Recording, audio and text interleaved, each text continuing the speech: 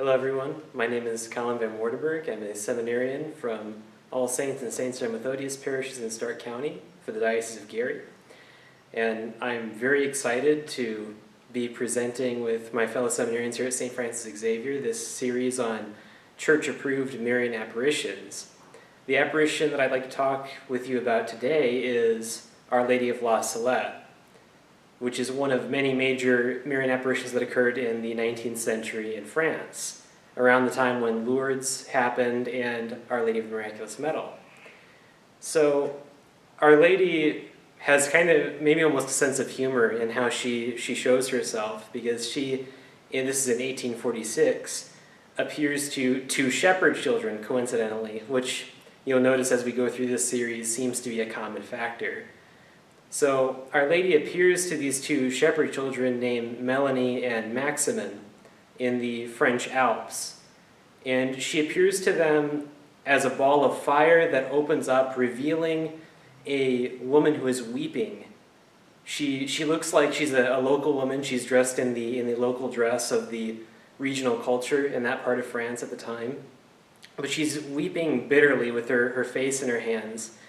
And they, of course, ask her what's wrong, and she warns the children. She tells them to warn the people of France about how the sins of the world are crying up to heaven, and how offended God is by the sins of the human race. And that she even says, "My son's arm is growing heavy with the burden of sin." And particularly, Our Lady is warning these children and all of us about taking the Lord's name in vain, blasphemy, and not keeping holy the day of the Lord, which is Sunday. Instead of resting and using it as a time of prayer, oftentimes people just use it as a day off in which they can get extra work done or something like that, something that's greatly offensive to God because it's a day that's dedicated strictly towards Him. And so Our Lady tells the children that previous famines in the years that led up to this were a result of these sins to try and warn the people to bring them back to God, but that this had just made them take God's name in vain even more and curse Him more. And so she's warning the children again that more afflictions are going to come on the world if they do not listen, they do not repent.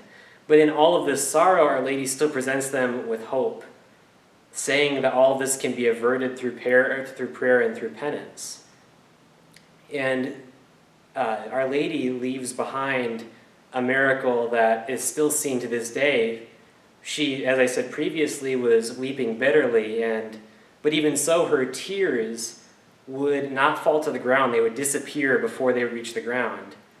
However, Our Lady touched her foot to the ground, to the soil of these mountain peaks. And before Our Lady had appeared, there was an unreliable stream that no one could really depend on for water if they needed it, whether it be an animal or a person. But Our Lady puts her foot on the ground, and there, in place of this unreliable stream, is a flowing, gushing sort of fountain, it's been called. And much like the water at Lourdes, this has had miraculous properties to it. Many people have been healed, even people in particular who did not believe that the waters could heal them, who did not believe that Our Lady could intercede for them in this way. In fact, there's even one miracle that occurred where a man was contemplating committing murder, and he drank some of the water thinking that it was alcohol, and immediately he experienced a conversion of his heart and brought himself down his knees before the person he was planning to murder, begging for their forgiveness. And this person, coincidentally, was a priest that he was planning to murder. So in all of this, Our Lady presents an opportunity for mankind to come again to the Lord, to turn back from the ways of sin, the ways of desolation, the ways of sorrow. And that's really kind of a common thread that we see throughout all of these apparitions. And Our Lady leaves behind these little miracles to show us how serious she is, to show us how much God is willing to help us along, that God has not forsaken us, and God is always there, ready to embrace us again. So I hope that you've enjoyed this talk, and I hope that you'll continue to enjoy the talks that are to come. God bless.